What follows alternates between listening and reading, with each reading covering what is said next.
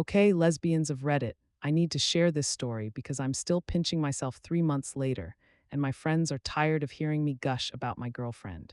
Yes, you read that right. I have a girlfriend now, and it's all thanks to my spectacular ability to trip over literally nothing. So here's the setup. I'm Maya, 25, and I've been working at this little independent coffee shop called The Daily Grind for about 2 years. It's one of those places with mismatched furniture, local art on the walls, and regulars who know each other's entire life stories. I love it, but I'm also possibly the clumsiest person ever to handle hot liquids for a living. Enter Emma. Emma started coming in about 6 months ago, always ordering the same thing: large oat milk latte, extra shot with cinnamon. She's this absolutely stunning woman with shoulder length auburn hair that catches the light in ways that should be illegal, and these incredible green eyes that remind me of forests after rain. She's probably around 30, always dressed professionally, but with little touches that hint at her personality: funky earrings, colorful scarves, boots that could probably kill a man. Here's the thing: I developed the most ridiculous crush on this woman, like embarrassingly obvious crush. My coworker Jake started calling her Maya's future wife behind her back, which was mortifying but also not entirely inaccurate in terms of my fantasies. Emma was always polite but reserved. She'd smile when she ordered, say please and thank you, but never lingered for conversation. She'd take her coffee to the corner table by the window, pull out her laptop, and work for exactly 1 hour before leaving. I started timing my breaks to coincide with her visits, just so I could steal glances at her while pretending to clean tables. The thing is, I was convinced she was straight. I know gaydar and all that, but she never gave off any queer vibes. Plus, she was so put together and professional, while I'm the kind of person who shows up to work with mismatched socks and coffee stains on my apron before my shift even starts. Fast forward to 3 months ago. It was a Tuesday morning, and Emma came in as usual. I was working the espresso machine, trying to impress her with my latte art skills. Spoiler alert: I have no latte art skills when disaster struck.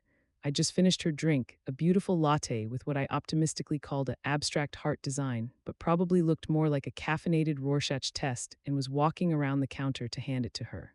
That's when I spotted it: a wet patch on the floor where someone had spilled water. Now, any reasonable person would either clean it up or walk around it. Me, I spotted it, thought I should be careful, and then immediately proceeded to step directly in it.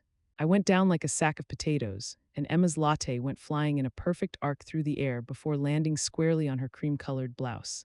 The entire coffee shop went silent. I'm talking dead silent, like someone had hit a mute button on the world. I'm sprawled on the floor, Emma is standing there with coffee dripping down her shirt, and everyone is staring at us like we're performance art. Oh my God, I scrambled to my feet, grabbing every napkin within reach. I am so sorry. Your beautiful shirt, I ruined it. I'm the worst barista in the history of coffee. I should probably find a new career, maybe something that doesn't involve liquids or gravity or... Hey, Emma said gently, and I realized I was spiraling. It's okay, accidents happen. But I was already in full panic mode. No, it's not okay. That looks like an expensive shirt, and I'm such a disaster. Let me pay for dry cleaning or replacement or whatever you need. I'm so sorry. That's when Emma did something that completely threw me off balance, more than I already was. She laughed. Not a polite, uncomfortable laugh, but a real, genuine laugh that lit up her entire face. You know, she said, still chuckling, I was having a really stressful morning, and somehow watching you panic about spilling coffee on me is the most endearing thing that's happened to me all week. Endearing? She called me endearing. What? I'm Emma, by the way, she said, extending her hand. I realize we've never actually been properly introduced, despite the fact that you've been making my coffee for months. I shook her hand, trying to ignore how soft her skin was. Maya, and I promise I'm not usually this much of a walking disaster. Well, actually, I am, but not usually to this extent. Maya, she repeated like she was testing how it sounded. I like it. It suits you. Jake appeared beside me with a towel and a knowing smirk. Emma, right, maybe you should take Maya's break now so she can walk you to the dry cleaner down the street. You know, to make sure she doesn't trip and cause any more mayhem on the way. I wanted to murder Jake, but Emma was nodding. That's actually a great idea. I was going to have to change anyway before my next meeting. And that's how I found myself walking down the street with Emma, both of us slightly damp and smelling like coffee, while I continued my stream of apologies.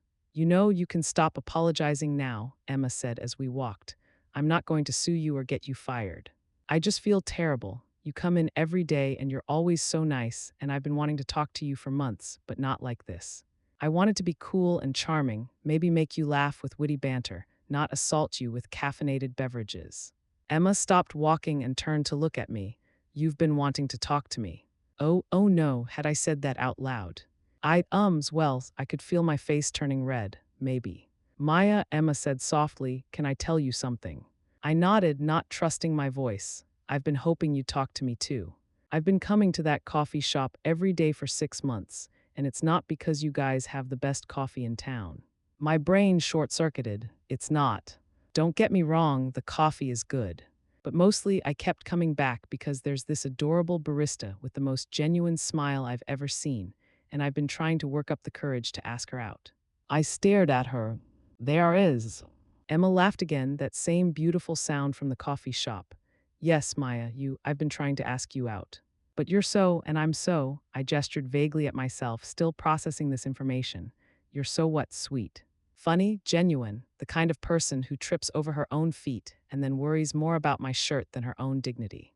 I was going to say disaster prone. Well, that too, but I like it. It's refreshing to meet someone who's so authentically themselves. We'd reached the dry cleaner, but neither of us moved to go inside. Emma, I said, gathering every ounce of courage I possessed, would you like to go to dinner with me? Somewhere with no hot liquids involved. I thought you'd never ask, she grinned, but only if you promise to be yourself, clumsiness and all. I don't think I have a choice in that matter. Good. I'll pick you up at 7. And that's how spilling coffee on my crush turned into getting a date with my crush. But wait, it gets better. Dinner was at this little Italian place a few blocks from the coffee shop. I was so nervous I could barely eat, but Emma kept the conversation flowing. Turns out she's a freelance graphic designer who works with small businesses. That's why she was always on her laptop. She loves hiking, has read every book in the fantasy section of our local bookstore, and has a cat named Pixel who apparently judges all her dating choices. So what's Pixel's verdict going to be about me? I asked. Well, she's never met anyone who's literally fallen for me before, so I think you might score points for originality. I groaned. Are you going to hold that over me forever? Probably, Emma said with a mischievous smile, but in the best possible way. We talked until the restaurant started putting chairs on tables around us. When Emma walked me back to my apartment, there was this moment at my door where we both hesitated. I had a really great time tonight, she said, even though I spilled marinara sauce on myself. Especially because you spilled marinara sauce on yourself. It was very on brand. We both laughed, and then suddenly we weren't laughing anymore. We were standing close, looking at each other, and the air felt charged with possibility. Maya, Emma said softly, I'd really like to kiss you right now. I'd really like that too, I whispered back, and then she did. It was soft and sweet and perfect, and I didn't trip or spill anything or make a fool of myself. When we broke apart, Emma was smiling. See, you can be graceful when it matters. That was 3 months ago. Emma and I have been together ever since, and I've never been happier.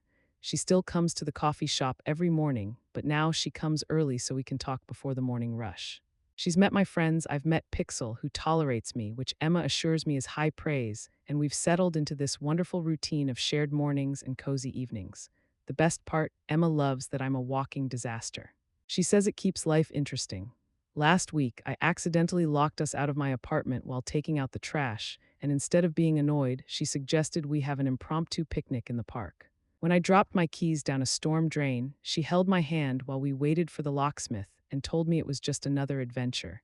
She's taught me that the right person doesn't just tolerate your quirks, they fall in love with them. Oh, and Jake, he's absolutely insufferable now. He keeps taking credit for our relationship because he suggested I walk Emma to the dry cleaner. I've stopped denying it because honestly, he's not wrong. So there you have it, r/actual lesbians. Sometimes the best relationships start with the worst first impressions. Sometimes being yourself, even when yourself is a clumsy mess, is exactly what the right person is looking for. Emma's picking me up in an hour for our 3-month anniversary dinner.